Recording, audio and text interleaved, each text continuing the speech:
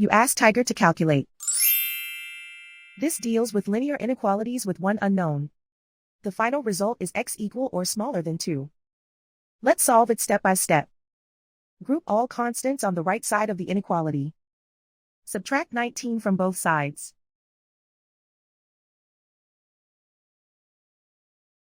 Group like terms.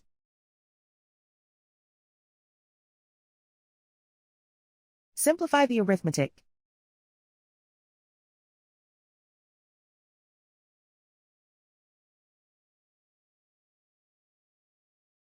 Convert the x into a positive number. Multiply both sides by -1.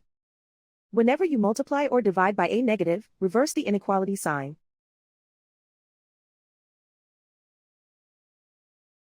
Remove the ones.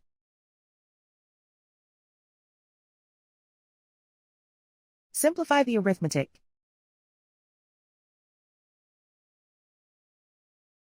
Plot the solution on a coordinate grid.